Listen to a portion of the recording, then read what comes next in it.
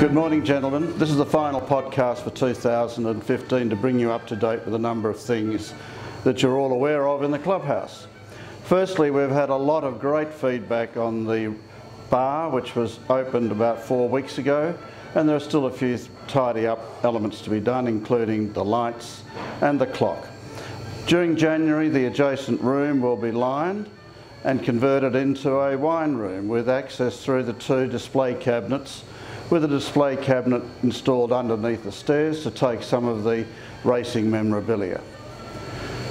The second project that you'll be aware of is the ladies' toilet, which is being done on the Little Collins Street side, where Tegan and Nicole used to be located.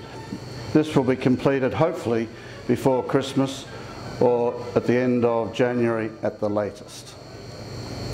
The third thing that I need to bring you up to date on excuse me, is interior design of the clubhouse. You all are aware of some of the constraints and difficulties we've had over the past few years.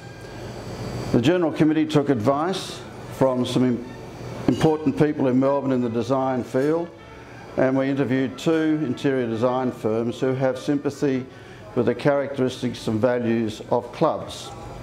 Subsequently, we selected a company called Adelaide Bragg Associates, who have done the Queen's Club in Sydney over the past 15 years and have also been involved with the Royal Sydney Golf Club and Barwon Heads Golf Club.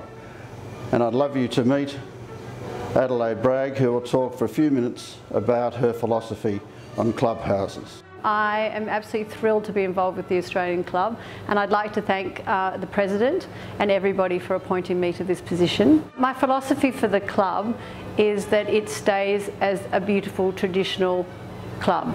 And it's very important that it feels like a home away from home. I would love to see this achieved through using soft furnishings, quality furniture, fabric, and also just to feel like it's very, very comfortable for everybody. And therefore very traditional and honouring the club and its 130 years of history. I'm pleased to report that the basement is almost to the point where fit-out can commence during 2016.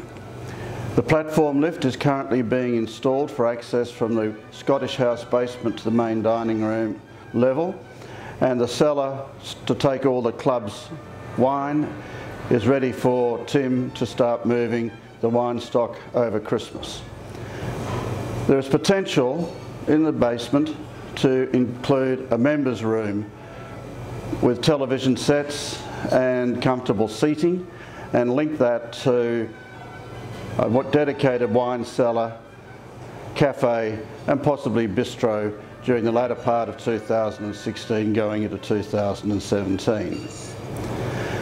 The final project that I need to bring you up to date on is the facade. The facade will commence beginning of January on the William Street frontage and then move to Little Collins Street with schedule for completion at the end of July.